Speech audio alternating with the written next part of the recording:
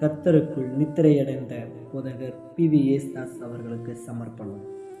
முத்தான வார்த்தையால் முத்துக்களை அறிவித்தவர். முழங்கால் முட்டியில் கருமை நிறம் அநேகரை கிறிஸ்துவிடம் கொண்டு வந்தமைக்கு அதுவே சாட்சி பகரும். ஒரு மனிதன் இறைவனை அறிந்திட நேரம் பார்க்காமல் உபதேசித்தவர்.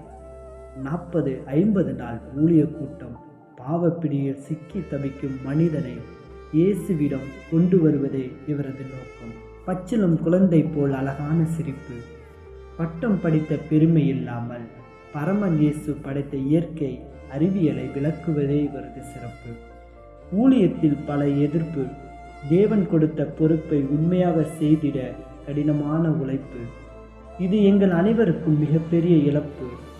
உம்மை மண்ணில் விதைக்கிறோம் கண்ணீரோடு, பரமன் வரும்போது உம்மை காண்போம் என்ற மகிழ்ச்சியோடு.